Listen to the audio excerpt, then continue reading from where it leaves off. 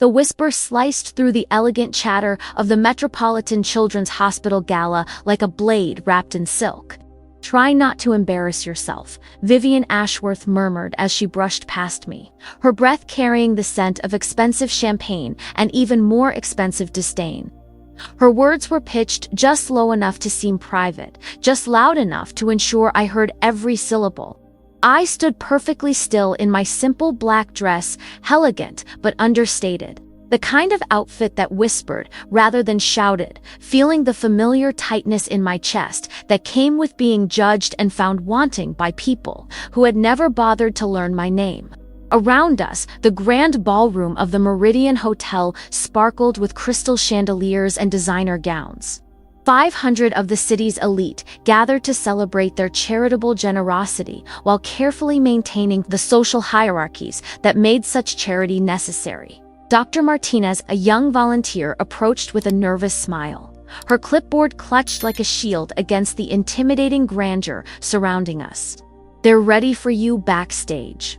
The presentation will begin in 10 minutes. Thank you, Sarah," I said, my voice steady, despite the adrenaline beginning to course through my veins. "I'll be right there." As the volunteer hurried away, I caught sight of my reflection in one of the ballroom's gilded mirrors. Dr. Alina Martinez, 34 years old, Chief of Pediatric Surgery at Metropolitan Children's Hospital, and tonight's recipient of the Humanitarian Excellence Award. The woman in the mirror looked composed, professional, unremarkably exactly the kind of person Vivian Ashworth would assume had no business sharing the stage with the titans of industry and society mavens who typically dominated these events. "Alina, darling," Margaret Whitmore swept toward me with the kind of air-kiss greeting that managed to convey both warmth and distance in a single gesture. "How wonderful that you could join us tonight. Though I must say, you look a bit nervous. These events can be quite overwhelming for people who aren't used to them." The condescension was delivered with such practiced sweetness that it almost sounded like kindness. Margaret was the gala's chairwoman, a woman in her 60s who had built her reputation on organizing charitable events that raised millions for worthy causes while ensuring that the right people received credit for their generosity. "I'm looking forward to the evening," I replied simply. "Of course you are, dear. Though I do hope you've prepared appropriate remarks. Our guests are quite sophisticated, and they appreciate speakers who understand the nuances of addressing this particular audience." Before I could respond, the lights dimmed slightly, and the evening's host, news anchor Richard Sterling, took the stage. His voice carried clearly through the sound system as he welcomed the assembled guests and outlined the evening's program. "Tonight," he said, his tone warm and authoritative, "we celebrate not just our collective commitment to children's healthcare, but the extraordinary individuals who dedicate their lives to healing and hope. Our Humanitarian Excellence Award recognizes someone whose work embodies the very best of medical practice and human compassion." I felt a flutter of anticipation, mixed with something else, a quiet confidence that had been building over the past few weeks as I prepared for this moment. The award was significant, but it wasn't why I was here. I was here because I had something to say, something that needed to be heard by exactly these people, in exactly this setting. "Before we present tonight's award," Richard continued, "I want to share some remarkable statistics about the impact our honoree has had on children's healthcare in our community." The screen behind him lit up with images from the hospital, children recovering from surgery, families celebrating medical milestones, the state-of-the-art pediatric surgical suite that had been my life's work for the past 8 years. But the images told only part of the story, the part that was safe and comfortable for an audience of wealthy philanthropists. Dr. Alina Martinez has performed over 3,000 pediatric surgeries. Richard read from his notes, with a success rate that places her among the top pediatric surgeons in the nation. She has pioneered innovative techniques that have been adopted by children's hospitals worldwide, and her research has been published in the most prestigious medical journals. The applause was polite but warm, the kind of recognition that acknowledged professional excellence while maintaining appropriate social distance. These people were comfortable celebrating medical achievement that was quantifiable, respectable, safely removed from the messy realities of the lives I actually touched every day. But Dr. Martinez's impact extends far beyond the operating room, Richard continued, and I felt my pulse quicken. Her advocacy for healthcare equity has transformed how our community approaches pediatric medicine for underserved populations. The images on the screen shifted to show the mobile clinic program I'd developed, the community health initiatives I'd championed, the policy changes I'd fought for. These were the accomplishments that mattered most to me, but they were also the ones that made some people in this room uncomfortable. "Ladies and gentlemen," Richard announced, "please welcome the recipient of this year's Humanitarian Excellence Award, Dr. Alina Martinez." The applause swelled as I made my way to the stage, but I was acutely aware of the undercurrents in the room. Some faces showed genuine admiration and respect. Others displayed the kind of polite attention that suggested they were already calculating how quickly they could return to their conversations about vacation homes and art acquisitions. And there, near the front of the room, sat Vivian Ashworth with a small smile that didn't reach her eyes, probably anticipating the awkward speech she expected from someone she'd already dismissed as out of her depth. As I reached the podium and adjusted the microphone, I looked out at the sea of faces before me. 500 of the most powerful and influential people in the city gathered in a ballroom that cost more to rent for one evening than many families earned in a year. These were the people who wrote the checks that funded the hospital's programs, who served on the boards that made policy decisions, who had the power to change lives with their choices. They were also the people who lived in a world so removed from the realities of poverty, illness, and systemic inequality that they could attend charity galas while remaining blissfully unaware of the root causes of the problems they claimed to want to solve. "Thank you," I began, my voice carrying clearly through the silent ballroom. When I was asked to speak tonight, I was told to keep my remarks brief and inspirational, to thank you for your generosity, to celebrate our shared commitment to children's health, and to leave you feeling good about the important work we're doing together. A murmur of approval rippled through the audience. This was exactly what they expected: gratitude, validation, and the comfortable assurance that their charitable giving was making a meaningful difference. But as I prepared these remarks, I continued. I realized that giving you what you expect would be doing a disservice to the children whose lives hang in the balance every day, and to the families who navigate a healthcare system that too often fails them. The murmur shifted, becoming more uncertain. This wasn't the script they were used to hearing at these events. So instead of telling you what you want to hear, I'm going to tell you what you need to hear. About the child who died last month because her family couldn't afford the surgery that would have saved her life. About the teenager who will live with permanent disability because his parents delayed seeking treatment until his condition became critical. About the hundreds of children I see every year whose medical emergencies could have been prevented with basic preventive care. The ballroom had gone completely silent. I could see Margaret Whitmore's expression shifting from polite attention to barely concealed alarm, and Vivian Ashworth's smug smile had disappeared entirely.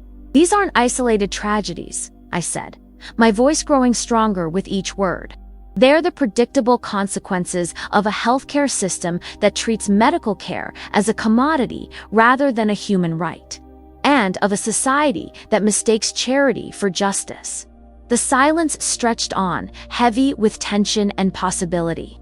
I had their attention now, not the polite, distracted attention they gave to speakers who told them what they wanted to hear, but the focused, uncomfortable attention that comes when someone forces you to confront truths you'd rather avoid.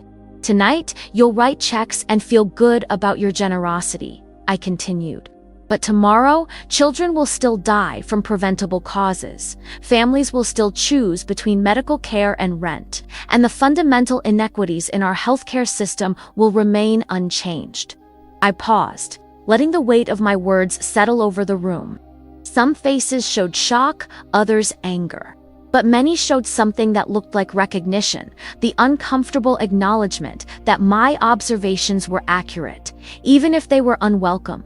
"The question I want to leave you with tonight," I said, "is whether you're content to be charitable or whether you're brave enough to be just." As I stepped back from the podium, the silence continued for what felt like an eternity. Then, slowly, someone began to clap, not the polite, measured applause of social obligation, but something real and sustained. Others joined in, and soon the entire ballroom was applauding, though I could see that the enthusiasm was far from universal. But as I looked out at the sea of faces, my gaze found Vivian Ashworth, whose whispered warning about embarrassing myself now seemed to hang in the air like a challenge that had been met and exceeded. Her expression was unreadable, but there was something in her eyes that might have been respect, or fear, or the dawning realization that she had seriously underestimated the woman she'd tried to diminish. The evening was far from over, but something fundamental had shifted in the room. The comfortable distance between charity and justice had been collapsed, and the people who had come to celebrate their generosity were now being asked to confront the limitations of their approach to social change. As I made my way off the stage, I realized that Vivian's whispered cruelty had actually been a gift. Her assumption that I would embarrass myself had freed me from the pressure to meet their expectations, allowing me to speak the truth that needed to be heard. The whisper that was meant to diminish had instead become the catalyst for something much larger: conversation about the difference between charity and justice, between feeling good and doing good, between maintaining the status quo and creating real change. The reception following my speech was unlike any charity gala aftermath I had ever experienced.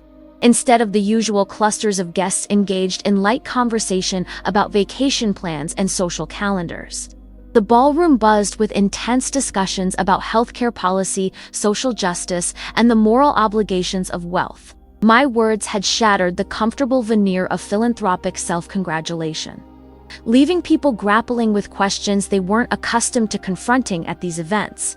I found refuge on the hotel's terrace, where the October air provided a welcome respite from the charged atmosphere inside. Through the floor-to-ceiling windows, I could see the gala continuing, but the energy had fundamentally changed. Groups of guests stood in animated conversation, their body language suggesting debates rather than pleasantries.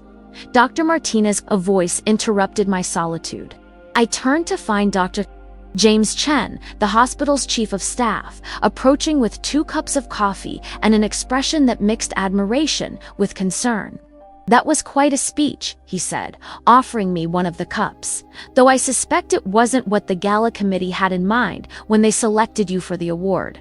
"Probably not," I agreed, accepting the warm cup gratefully, "but it was what needed to be said. The response has been ... intense. Margaret Whitmore looks like she's having a heart attack. Several board members are huddled in urgent conversation, and I've overheard at least 3 heated arguments about healthcare policy in the past 10 minutes. Through the windows, I could see Margaret indeed looked distressed. Her usual composure replaced by the frazzled energy of someone trying to manage a crisis she hadn't anticipated. She was moving from group to group, her expression suggesting damage control rather than celebration. "Any regrets?" Dr. Chen asked. "None," I said firmly. These people needed to hear the truth about what we're dealing with every day. They needed to understand that their charity, while appreciated, isn't solving the fundamental problems that create the need for charity in the first place. "But you've essentially criticized the very people who fund our programs. Aren't you concerned about the potential consequences?" Before I could answer, the terrace door opened and a small group of guests emerged, their conversation continuing the themes I'd raised in my speech. I recognized Dr. Patricia Williams, a pediatrician who ran a community clinic in one of the city's poorest neighborhoods, along with several other healthcare professionals who rarely attended these high society events. "Alina," Dr. Williams approached with obvious excitement, "I had to find you. That speech was exactly what needed to be said. I've been working in underserved communities for 15 years, And I've never heard anyone articulate the reality of healthcare inequality so clearly to an audience that actually has the power to change things. Thank you, Patricia. Though I'm not sure how receptive they were to the message. More receptive than you might think, she replied. I've had 3 different conversations with donors who want to know more about the systemic issues you raised. They're asking questions about root causes, about policy solutions, about ways to address inequality, rather than just treating its symptoms. Dr. Chen looked surprised. Really? I would have expected more defensiveness, more pushback against criticism of their charitable approach. There was some of that, Dr. Williams admitted.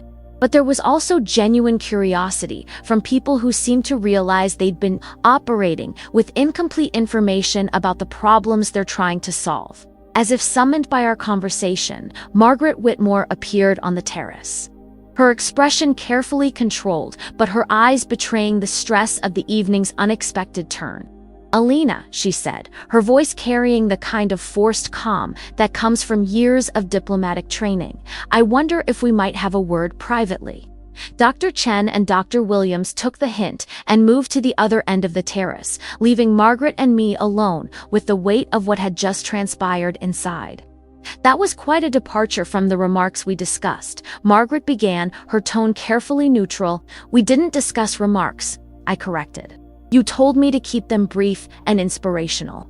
You never asked what I planned to say. I assumed you would understand the appropriate tone for this kind of event.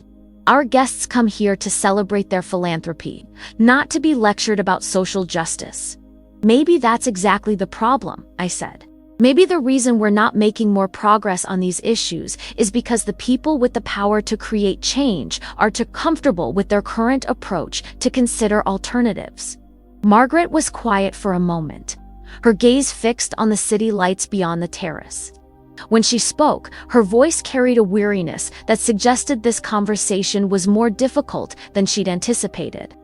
Alina, I've been organizing charitable events for 25 years.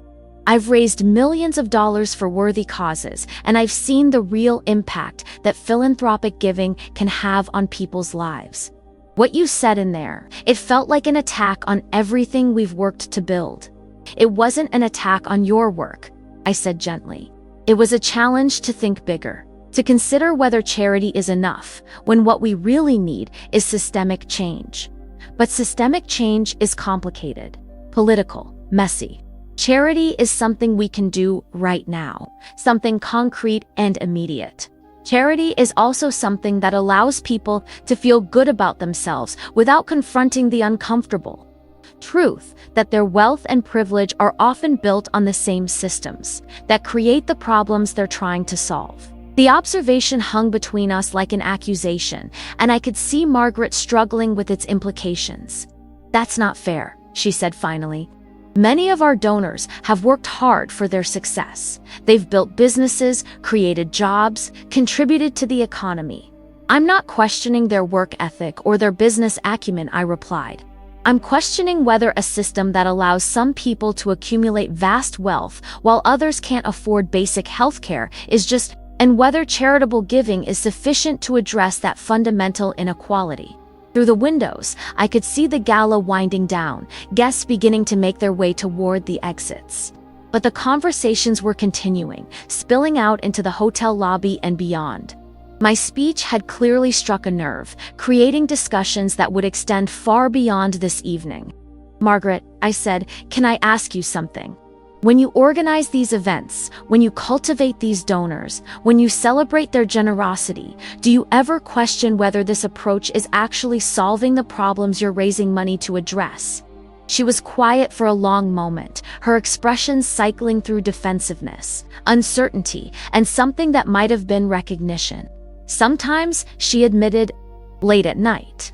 When I'm reviewing the numbers and seeing how much we've raised versus how much the problems seem to persist, sometimes I wonder if we're just putting band-aids on wounds that require surgery. Then why continue with the same approach? Because it's what I know how to do. Because it's what works within the current system. Because changing the system feels impossible while organizing galas feels achievable. The honesty in her response was unexpected and humanizing. Margaret wasn't a villain protecting an unjust system. She was someone who had found a way to make a difference within existing structures and was struggling to imagine alternatives. "What if I told you that changing the system isn't impossible?" I asked. "What if there were ways to use your skills, your connections, your influence to advocate for policy changes that could address root causes rather than just symptoms?" I'd ask what you had in mind. Before I could answer, the terrace door opened again and Vivian Ashworth stepped outside, her expression unreadable as she approached our conversation. She had been notably absent from the post-speech discussions, and I was curious about her perspective on the evening's events. "Alina," she said, her voice lacking the condescension that had characterized our earlier interaction, "I wanted to apologize for my comment before your speech. It was inappropriate and presumptuous." The apology was unexpected, and I studied her face for signs of sincerity or calculation. "Thank you," I said simply. "I also wanted to tell you that your speech was ... illuminating. I've been involved in charitable giving for most of my adult life, and I've never heard anyone articulate the limitations of philanthropy so clearly. What did you think of the message?" Vivian was quiet for a moment, her gaze fixed on the city beyond the terrace. "I think you forced us to confront some uncomfortable truths about the relationship between wealth and justice. I think you challenged us to consider whether feeling good about our giving is more important than actually solving problems. And when I think you're right that charity isn't enough, the question is, what comes next?" As the three of us stood on the terrace, surrounded by the lingering energy of an evening that had exceeded all expectations, I realized that my speech had accomplished something I hadn't dared to hope for. It had created space for honest conversation about difficult topics. It had challenged people to think beyond their comfort zones. And it had planted seeds of doubt about approaches that had gone unquestioned for too long. The whisper that was meant to diminish me had instead freed me to speak truth to power. And that truth was now reverberating through a community that had the resources and influence to create real change they could find the courage to embrace it. The silence that followed my speech wasn't the silence of embarrassment or failure. It was the silence of people thinking, questioning, and beginning to imagine different possibilities. 3 days after the gala, I sat in my office at Metropolitan Children's Hospital, reviewing patient files and trying to process the avalanche of responses my speech had generated. My assistant had fielded dozens of calls from reporters, policy advocates, and donors who wanted to discuss the issues I'd raised. The hospital's public relations department was in overdrive, managing what they alternately described as a communications opportunity or a reputational challenge, depending on their mood. Dr. Martinez, Sarah Kim, the young volunteer from the gala, appeared in my doorway with an expression of barely contained excitement. "There's someone here to see you. She says it's about your speech the other night." "Who is it?" "Dr. Rebecca Santos from the Urban Health Institute. She says she has some information you might find interesting." Dr. Santos was a name I recognized from academic journals and policy papers, a public health researcher whose work on healthcare disparities had influenced national conversations about medical equity. Her presence at the hospital was unexpected but intriguing. "Send her in," I said, curious about what had brought such a prominent researcher to my office. Dr. Santos entered with the kind of purposeful energy that suggested she had important things to discuss and limited time to discuss them. She was a woman in her 50s, with graying hair and the focused intensity of someone who had spent decades fighting systemic problems. "Dr. Martinez," she said, settling into the chair across from my desk, "I was at the gala the other night. Your speech was remarkable, one of the most honest assessments of healthcare inequality I've heard in a public forum." "Thank you, though I suspect it wasn't what the audience expected to hear." "Exactly, which is why I wanted to talk to you." Dr. Santos pulled out a tablet and opened what appeared to be a research presentation. "I've been studying the relationship between charitable healthcare funding and health outcomes for the past 5 years. What I've found might interest you. The first slide showed a graph comparing charitable donations to children's hospitals with pediatric health outcomes. Across different socioeconomic groups, the data was striking. Despite increasing charitable giving, health disparities between wealthy and poor children had actually widened over the past decade. This suggests that charitable funding, while beneficial, isn't addressing the root causes of health inequality, Dr. Santos explained. In fact, it might be inadvertently perpetuating them by allowing policymakers and the public to avoid confronting systemic issues. How so? Because charity creates the illusion that problems are being solved. It reduces pressure for policy changes that could address underlying causes. People feel good about their donations. Politicians can point to charitable programs as evidence of their concern for vulnerable populations, and the fundamental inequities remain unchanged. The next slide showed data on healthcare access, revealing that children in low-income families were still significantly less likely to receive preventive care, timely treatment, and specialized services, despite the millions of dollars raised by galas like the one where I'd spoken. "This is exactly what I was trying to articulate," I said, studying the data with growing excitement. The numbers prove that charity isn't enough. More than that, Dr. Santos continued, they suggest that our current approach to healthcare philanthropy might actually be counterproductive. By focusing on treating symptoms rather than addressing causes, we're creating a cycle where problems persist despite good intentions and generous giving. She clicked to another slide. This one showing international comparisons of healthcare systems and outcomes. Countries with universal healthcare consistently showed better pediatric health outcomes across all socioeconomic groups, despite spending less per capita on healthcare overall. The evidence is clear, Dr. Santos said. Systemic approaches work better than charitable approaches. But in the United States, we've become so invested in the idea that private charity can solve public problems that we resist considering alternatives. What would those alternatives look like? Universal pediatric healthcare, funded through progressive taxation rather than voluntary donations. Community health programs that address social determinants of health, housing, nutrition, education, environmental factors. Policy changes that ensure healthcare is a right rather than a privilege. The conversation was interrupted by a knock on my office door. Sarah appeared again, this time looking slightly overwhelmed. "Dr. Martinez, I'm sorry to interrupt, but Margaret Whitmore is here. She says she needs to speak with you urgently." I exchanged glances with Dr. Santos, who gathered her materials with obvious reluctance. "This conversation isn't over," she said. "I'd like to discuss ways we might collaborate on research that could support policy advocacy." "I'd welcome that," I replied. "Let's schedule a follow-up meeting next week." After Dr. Santos left, Margaret Whitmore entered my office with an expression that mixed determination with something that might have been desperation. She looked like someone who had spent the past 3 days in intense conversations and difficult decisions. "Alina," she said without preamble, "I've been thinking about our conversation on the terrace. About charity versus systemic change. About whether our approach is actually solving problems or just making us feel better about them. And I think you're right.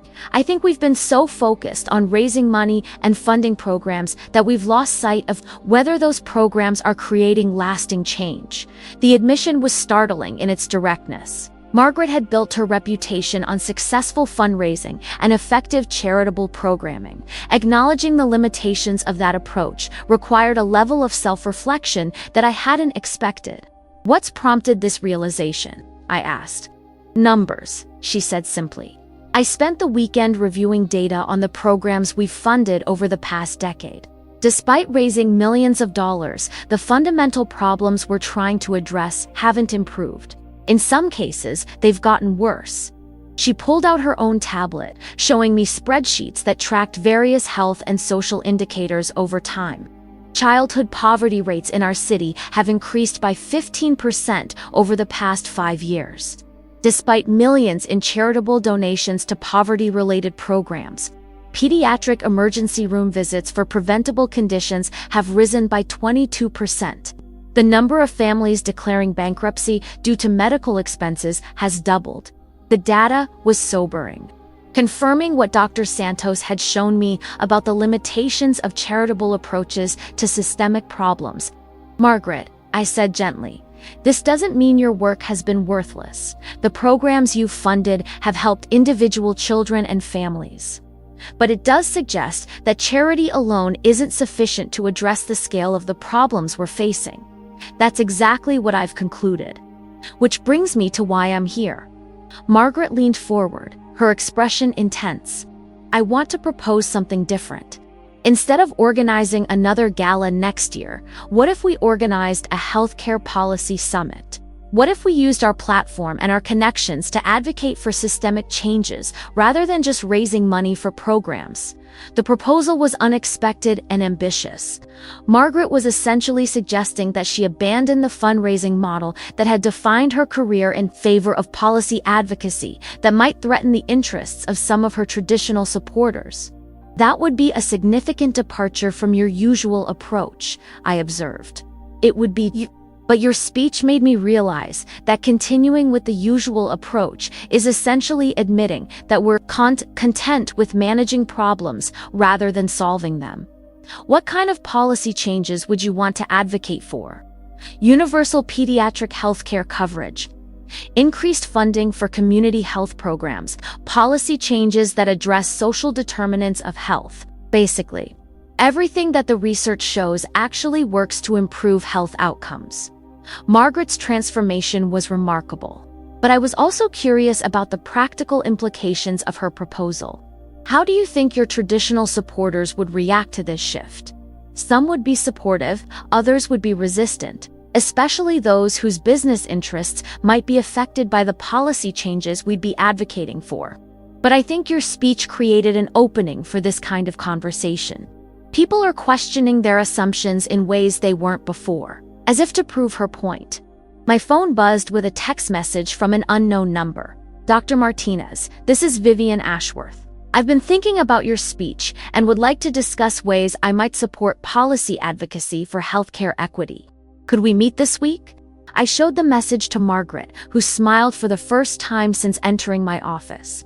"See, your speech didn't just challenge people's assumptions, it gave them permission to act on doubts they'd been harboring for years."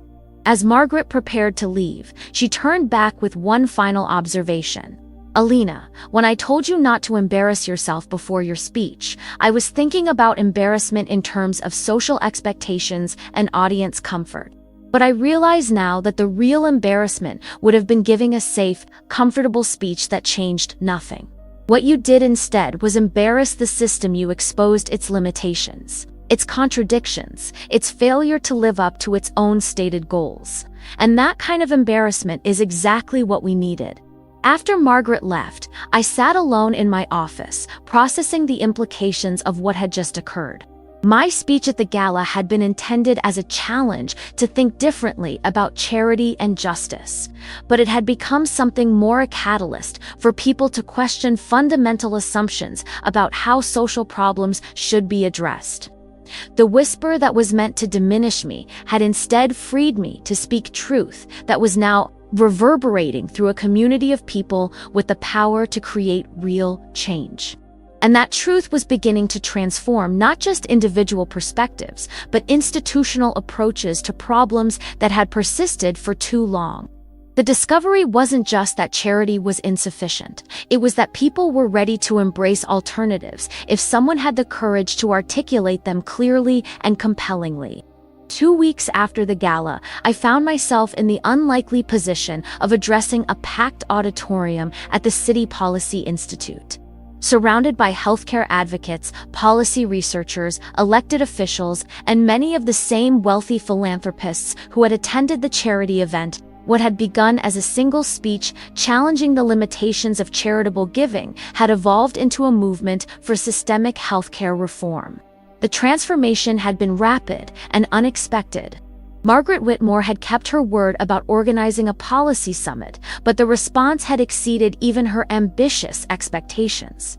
Registration had filled within 48 hours. Media coverage was extensive. and the event had attracted national attention as a model for how communities could move beyond charity toward justice. Ladies and gentlemen, Margaret announced from the podium 3 weeks ago, Dr. Elena Martinez challenged us to consider whether we were content to be charitable or brave enough to be just. Today, we're here to answer that challenge with concrete action. The audience was notably different from the gala crowd, though there was significant overlap. Healthcare professionals sat alongside policy advocates, community organizers, shared tables with philanthropists, and elected officials mingled with researchers. The energy was focused and purposeful, lacking the social posturing that had characterized the charity event. Before we begin our policy discussions, Margaret continued, I want to share some data that illustrates why this conversation is so necessary. The screen behind her displayed the same sobering statistics that Dr. Santos had shown me, evidence that charitable approaches, while well-intentioned, were insufficient to address the scale of healthcare inequality in our community. Despite raising over $50 million for children's health programs over the past 5 years, Margaret read's pediatric health disparities in our city have actually increased. This suggests that our approach, while generous, has been fundamentally inadequate. The admission was remarkable, coming from someone who had built her reputation on successful fundraising. But it was also strategic by acknowledging the limitations of charitable approaches. Margaret was creating space for more ambitious policy solutions. Dr. Martinez, she said, turning toward where I sat in the front row, would you join me on stage to discuss what we've learned since the gala? As I made my way to the podium, I was struck by the contrast with my previous speech. 3 weeks ago, I had been challenging a comfortable audience with uncomfortable truths. Today, I was addressing a motivated audience that was ready to act on those truths. Thank you, Margaret, I said, adjusting the microphone.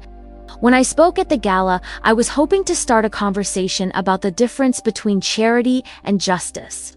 What I didn't expect was how quickly that conversation would evolve into concrete action.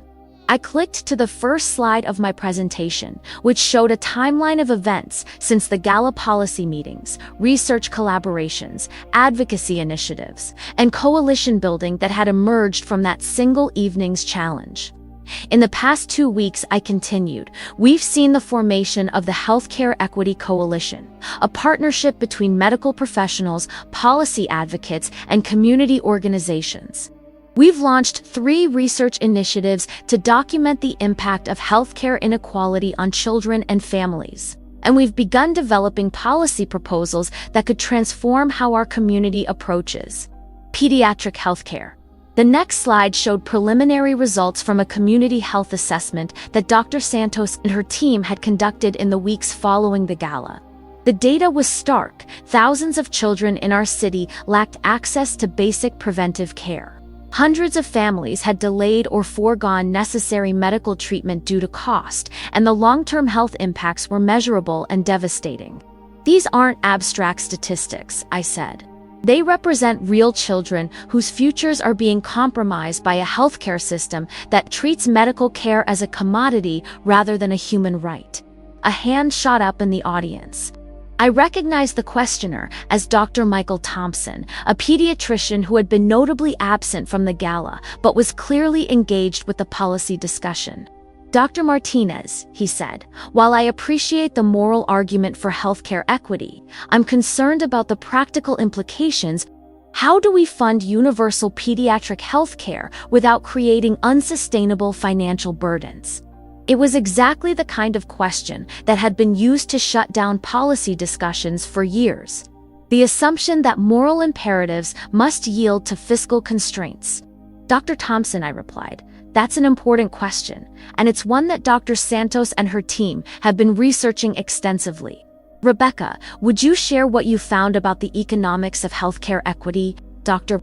Santos approached the microphone with a tablet full of data and the confidence of someone who had spent years studying these issues. The short answer, she said, is that universal pediatric healthcare would actually save money in the long term. When children receive preventive care and early intervention, they're less likely to require expensive emergency treatments and long-term management of preventable conditions. She clicked to a slide showing cost-benefit analyses from other jurisdictions that had implemented universal pediatric healthcare.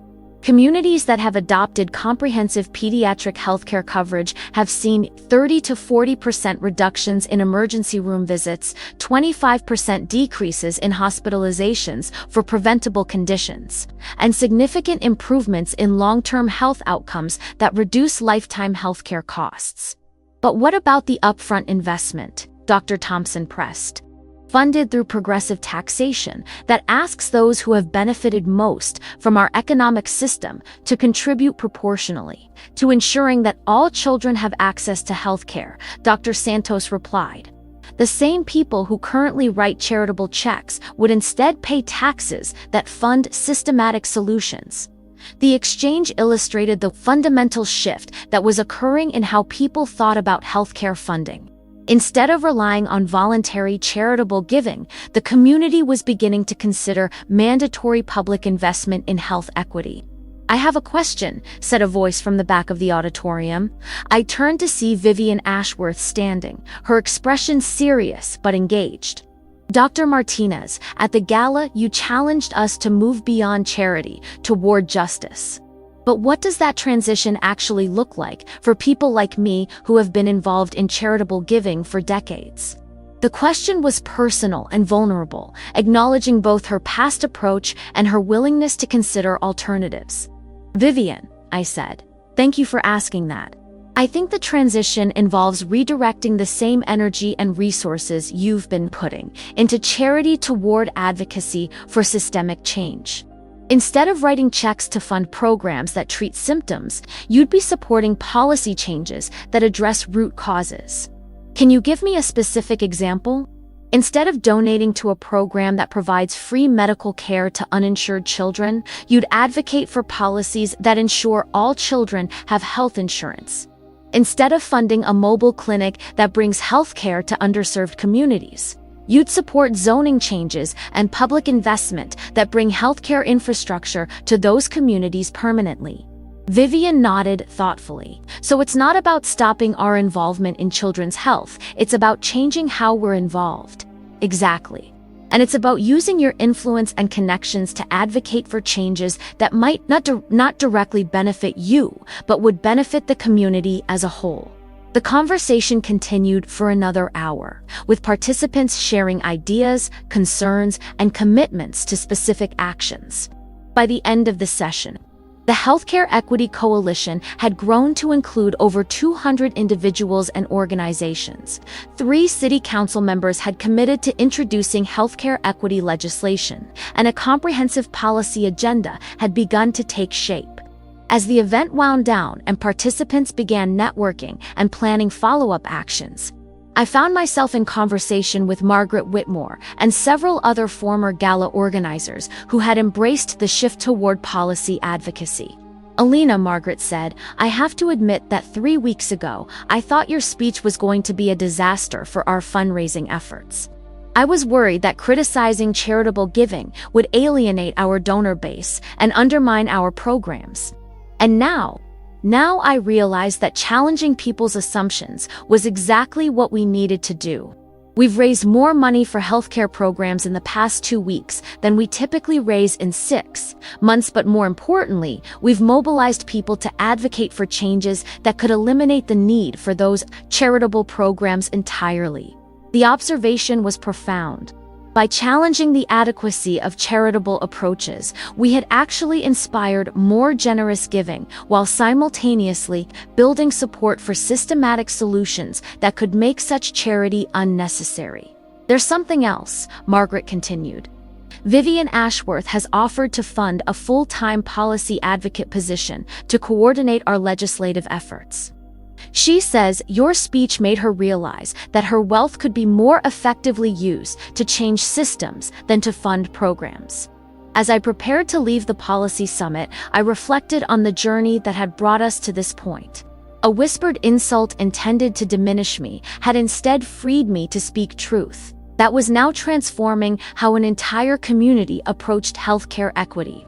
The moral reversal was complete. Those who had been content with charitable giving were now advocating for justice. Those who had resisted systemic change were now leading it. And those who had whispered about embarrassment were now speaking boldly about transformation.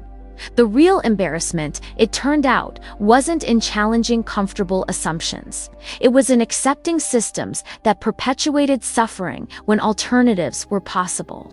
6 months after the gala that changed everything, I stood before the City Council as they prepared to vote on the Universal Pediatric Healthcare Act legislation that would guarantee comprehensive medical coverage for every child in our city.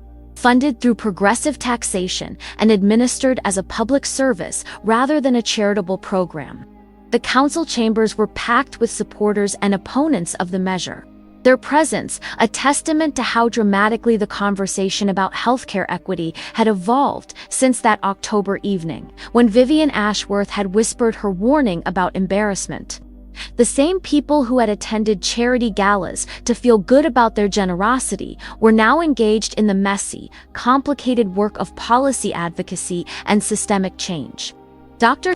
Martinez, Council President Jennifer Walsh called my name as the lead advocate for this legislation. Would you like to make a final statement before we vote? I approached the podium, looking out at faces that had become familiar over months of community meetings, policy discussions, and advocacy campaigns. Margaret Whitmore sat in the front row, her transformation from charity organizer to policy advocate complete and inspiring. Dr. Santos was there with her research team, their data having provided the evidence base for the legislation. Vivian Ashworth occupied a seat near the back, her presence a reminder of how profoundly individual perspectives could change when challenged with uncomfortable truths. 6 months ago, I gave a speech at a charity gala that was supposed to celebrate our community's generosity toward children's health care. Instead, I challenged the audience to consider whether charity was enough, whether feeling good about our giving was more important than actually solving the problems that made such giving necessary. The chambers were completely silent, the weight of the moment settling over everyone present. Today, we have the opportunity to answer that challenge with concrete action. The Universal Pediatric Healthcare Act represents a fundamental shift from charity to justice. From voluntary giving to collective responsibility, from treating symptoms to addressing root causes. I clicked to a slide showing health outcome data from the pilot programs we'd implemented over the past 6 months. The results were dramatic: a 45% reduction in pediatric emergency room visits for preventable conditions, a 60% increase in routine preventive care, and measurable improvements in children's health across all socioeconomic groups. But the most important change, I continued, isn't captured in these statistics. It's the transformation in how we think about healthcare, from a privilege to be earned to a right to be guaranteed, from a commodity to be purchased to a public good to be shared. Council member David Rodriguez raised his hand. Dr. Martinez, opponents of this legislation have argued that it's too expensive, that it will create unsustainable financial burdens for the city. How do you respond to those concerns? I respond with evidence, I said, clicking to the next slide. The comprehensive cost-benefit analysis conducted by Dr. Santos and her team shows that universal pediatric healthcare will actually save money in the long term, while dramatically improving health outcomes and reducing inequality.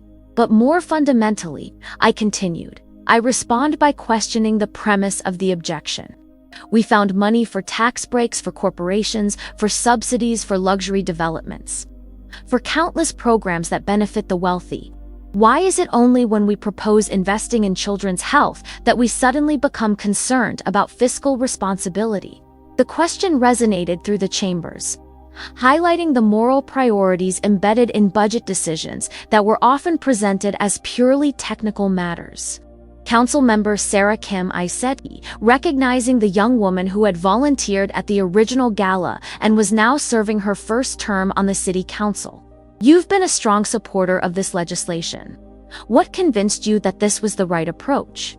Sarah stood, her voice clear and confident. "Dr. Martinez, your speech 6 months ago changed how I think about public service.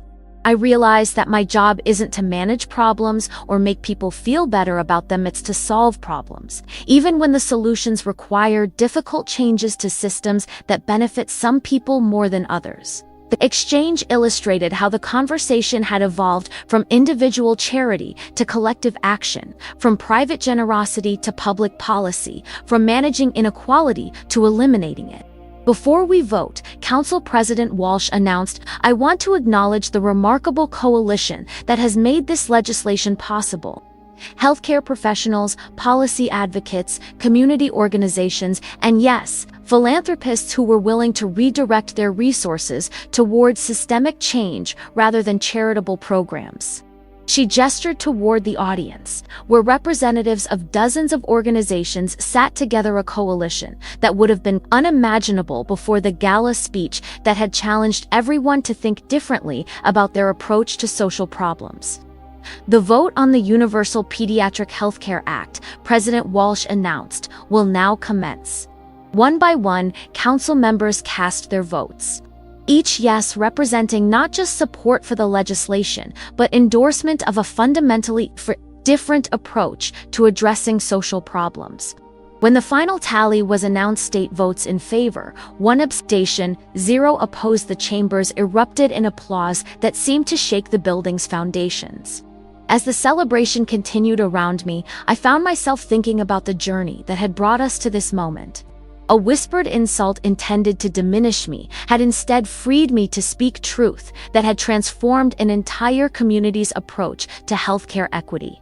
Dr. Martinez Vivian Ashworth appeared at my side, her expression a mixture of gratitude and something that might have been awe.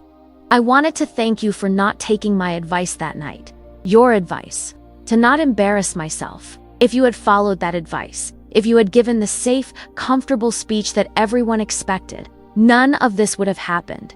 She gestured toward the celebrating crowd, toward the council members who were already discussing implementation timelines, toward the reporters who were preparing to announce that our city had become the first in the nation to guarantee universal pediatric health care. "You were right to warn me about embarrassment," I said. But the real embarrassment would have been staying silent when children's lives were at stake. Accepting charity as sufficient when justice was possible, choosing comfort over courage. "What's next?" she asked. "Next, we implement this legislation and prove that it works. Next, we share our model with other communities and help them develop their own approaches to healthcare equity. Next, we continue the work of building a society that prioritizes human dignity over private profit." As the evening wound down and people began making their way home, I remained in the council chambers for a few more minutes, savoring the magnitude of what had been accomplished. The whisper that was meant to silence me had instead become a roar for justice that had transformed laws, institutions, and lives.